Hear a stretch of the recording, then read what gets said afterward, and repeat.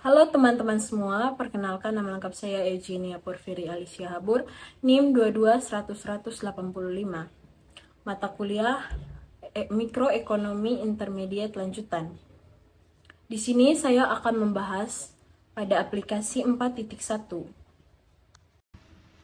Konsumsi dan pajak penghasilan. Pajak mungkin sudah tidak asing lagi bagi masyarakat Indonesia. Pajak adalah iuran wajib kepada negara oleh warga negara, kepentingan umum yang untuk bersifat memaksa. Manfaat membayar pajak memang tidak bisa dirasakan secara langsung. Pajak mempunyai peranan yang signifikan dalam negara, khususnya pada pembangunan.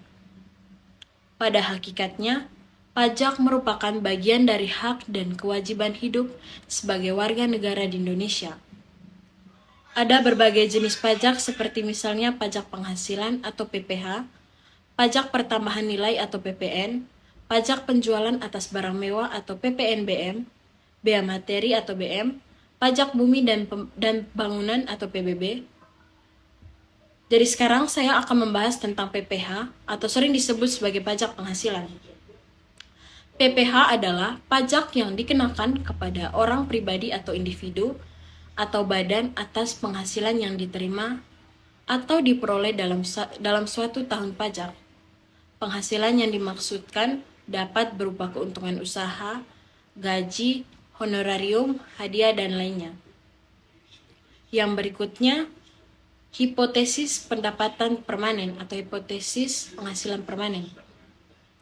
Hipotesis penghasilan permanen adalah teori belanja konsumen yang menyatakan bahwa orang akan membelanjakan uang pada tingkat yang konsisten dengan pendapatan rata-rata jangka panjang yang diharapkan.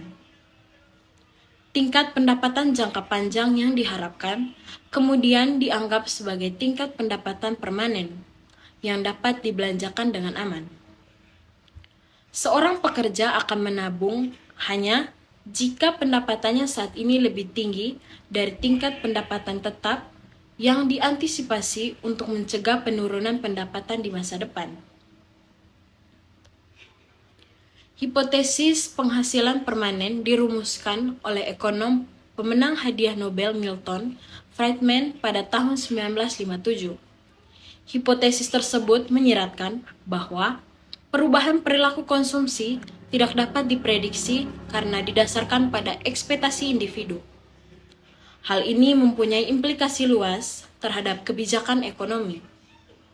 Berdasarkan teori ini, meskipun kebijakan ekonomi berhasil meningkatkan pendapatan perekonomian, kebijakan tersebut mungkin tidak memberikan efek pengganda dalam hal peningkatan belanja konsumen. Sebaliknya, teori tersebut memperkirakan bahwa tidak akan ada peningkatan dalam belanja konsumen sampai para pekerja mereformasi ekspektasi mengenai pendapatan mereka di masa depan. Milton percaya bahwa masyarakat akan melakukan konsumsi berdasarkan perkiraan pendapatan masa depan mereka, bukan berdasarkan apa yang dikemukakan oleh ilmu ekonomi Keynes, yaitu masyarakat akan mengonsumsi berdasarkan pendapatan mereka setelah pajak. Dasar pemikiran Milton adalah bahwa individu lebih memilih untuk membiarkannya melonjak akibat fluktuasi pendapatan jangka pendek. Yang berikutnya, efek perubahan temporer. Salah satu implikasi dari hipotesis penghasilan permanen adalah bahwa perubahan pajak yang sifatnya temporer, katakanlah hanya untuk periode 1 tahun, akan memiliki pengaruh yang kecil atau bahkan tidak memiliki pengaruh pada permintaan konsumsi barang-barang.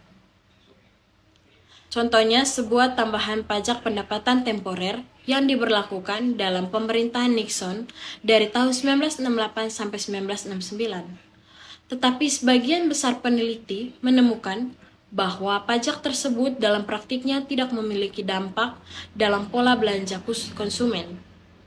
Demikian pula selama pemerintahan Ford, pemotongan pajak secara temporer pada tahun 1974 yang diundangkan pertengahan 1975 tidak memperlihatkan efek yang jelas pada pembelian barang dan jasa. Yang berikutnya, kredibilitas perubahan pajak permanen. Jika orang benar-benar percaya bahwa pajak itu permanen, mereka seharusnya belanja lebih banyak segera setelah kebijakan tersebut diumumkan pada tahun 1981. Tetapi, timbul pandangan skeptis tentang apakah kebijakan itu benar-benar akan diimplementasikan secara penuh. Pengeluaran konsumsi benar-benar tidak naik sampai tahun 1984. Baru meningkat ketika konsumen merasa yakin bahwa pemotongan pajak itu memang benar-benar ada.